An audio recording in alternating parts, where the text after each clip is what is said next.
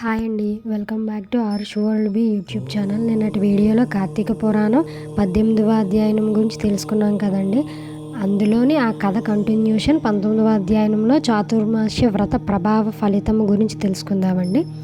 ఈ విధంగా నైమిషారణ్యమందున్న మహామునులందరూ కలిసి చిదానందుని స్తోత్రము చేసిన పిమ్మట జ్ఞానసిద్ధుడగు ఒక మహాయోగి, ఓ దీనబాంధవ, వేదవేద్యుడవను, వేదవ్యాసుడవను, అద్వితీయుడవను, సూర్యచంద్రులే నేత్రములుగా కలవాడువు, సర్వాంతర్యామివు, బ్రహ్మరుద్ర దేవేంద్రాదులచే సర్వదా పూజించబడుతున్నవాడువు, నిత్యడవు నువ్వు, నిరాకారుడవు, సర్వజనులచే స్తుతింపబడుచున్న ఓ మాధవ, నీకివే మా హృదయపూర్వక నమస్కారములు.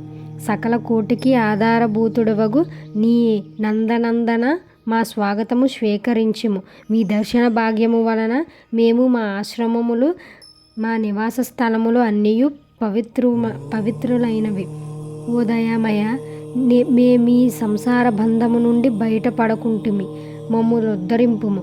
మానవుడు ఎన్ని పురాణములు చదివినా, ఎన్ని శాస్త్రములు విన్నా నీ దివ్య దర్శనము బడయజాలడు. నీ భక్తులకు మాత్రమే నీవు దుగ్గోచరుడు వగుదువు.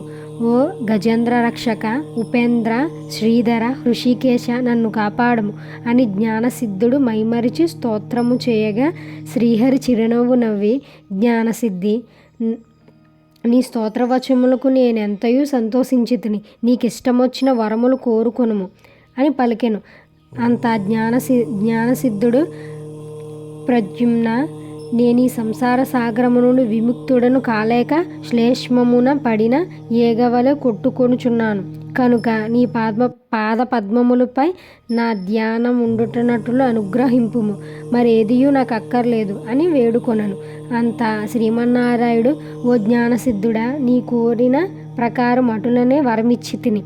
అదియునుగాక మరొక వరము కూడా కోరుకొనుము, ఇచ్చేదను. ఈ లోకమందు అనేక మంది దురాచారులై, బుద్ధిహీనులై అనేక పాపకార్యములు చేయుచున్నారు. అట్టి వారులు పాపములు పోవుటకై ఒక వ్రతము కల్పించుచున్నాను. ఆ వ్రతము సర్వజనులు ఆచరింపవచ్చును. సావధానుడువై ఆలకింపుము.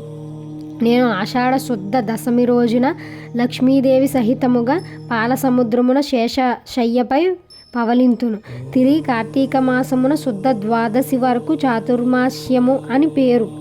ఈ కాలములో చేయు వ్రతములు నాకు మిక్కిలి ప్రీతికరము. ఈ వ్రతము చేయువారులకు సకల పాపములు నశించి నా సన్నిధికి వస్తురు. ఈ చాతుర్మాస్యములందు వ్రతములు చేయని వారు నరక కోపమున పడుదురు. ఇతరుల చేత కూడా ఆచరింపజేయవలయును. దీని మహత్యమును తెలిసి యుండియు వ్రతము చేయని వారికి బ్రహ్మ హత్యాది పాతకములు కలుగును. వ్రతము చేసిన వారికి జన్మ జర వ్యాధుల వలన కలుగు బాధలుండవు. నా యందు భక్తి గల వారిని పరీక్షించుటకే నేనిట్లు నిద్రావ్యాజయమున శయనింతును. ఇప్పుడు నీ వసంగిన స్తోత్రమును త్రిసంధ్యలయందు భక్తి శ్రద్ధలతో పఠించిన వారు నా సన్నిధికి నిశ్చయముగా వత్తురు. దీనిని నియమితముగా ఆషాఢ శుద్ధ దశమి మొదలు శాకాన్నములు, శ్రావణ శుద్ధ దశమి మొదలు పెరుగును, భాద్రపద శుద్ధ దశమి మొదలు పాలును, ఆశ్వయుజ శుద్ధ దశమి మొదలు పప్పు దినుసులను విసర్జించవలయును.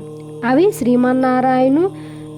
శ్రీమన్నారాయణుడు మునులకు బోధించి శ్రీ మహాలక్ష్మితో గూడి పాల సముద్రమునికి శేష పానుపు మీద పవలించెను.